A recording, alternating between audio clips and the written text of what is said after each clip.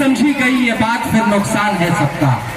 इस देश को आजाद कराने में 1857 से लेकर 1947 तक लाखों लोगों ने अपने प्राणों की आहुति दे के इस देश को आजाद कराया और भारत मां के तिरंगे को आज पूरी दुनिया में सबसे ऊंचा कराया। विभिन्न प्रदेश, विभिन्न जगह, विभिन्न क्षेत्र की एकता, विभिन्न भाषाओं की एकता को ही भारत कहते हैं। विभिन्न भाषाएं, विभिन्न जाति, विभिन्न धर्म के लोगों के असमंजस को, ये पूरे लोग फूलों को एक गुलदस्ता में पिरोने को ही भारत कहते हैं। भारत का एक नक्शा स्कूल के डायरेक्टर और स्कूल के जो भी संस्थापक और शिक्षक गणों ने एक बेहतरीन ड्रेस के माध्यम से ये दिखाया है कि किस तरीके के भारत के विभिन्न राज्यों में, चाहे वो राज्य बिहार की क्या संस्कृति है, क्या महिलाओं का कपड़ा है, किस तरीके से केरल, कश्मीर, पंजाब, दिल्ली और हरियाणा, तमाम राजस्थान समेत विभिन्न राज्यों के विभिन्न अपने अपने कल्चर है और सभी कल्चर का सम्मान करना यही भारत है।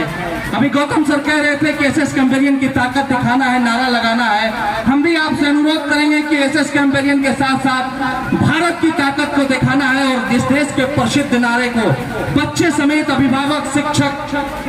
पत्रकारगण, समाजसेवी समेत जो भी लोग यहाँ पे उपस्थित हैं या जिनके कानों तक हमारी बात पहुँच रही है और जो लोग इस आजाद भारत के हों और जिनको फक्र है, उनसे हम अनुरोध करेंगे कि एक साथ एक ऐसा नारा लगाया जाए कि पूरी दुनिया में बैठा हमारे देश का दुश्मन जो हमारे देश की तरफ आंख उठाकर देख रहा है, उस तक ये संदेश पहुंच जाए कि हम कल भी एक थे, आज भी एक है और रहती दुनिया तक एक रहेंगे। वसुधैव कुटुंब का नारा यहाँ से देंगे।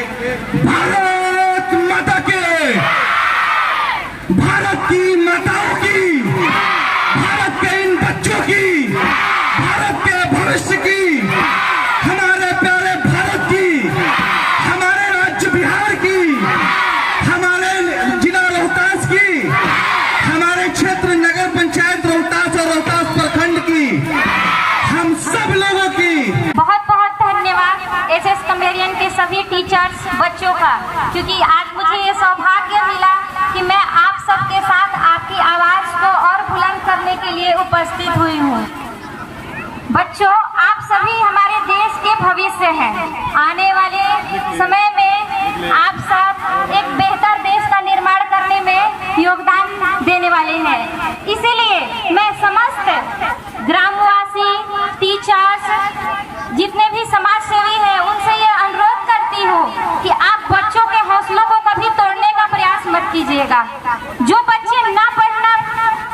कहने का मतलब जो बच्चे पढ़ने के इच्छुक हो और किसी कारणवश अगर नहीं भी पढ़ पाते हो, तो आप उन्हें आगे लाइए, उन्हें पढ़ाइए। हमारे क्षेत्र, हमारे समाज का कोई भी बच्चा ऐसा ना हो जिसे कहना पड़े कि मैं पैसों की वजह से या आर्थिक तंगी की वजह से पढ़ नहीं पाया। हम सभी को मिलकर अपने समाज के विकास में योगदान देना है। मैं आप सभी बच्चों से एक अनुरोध करती हूँ कि बच्चों,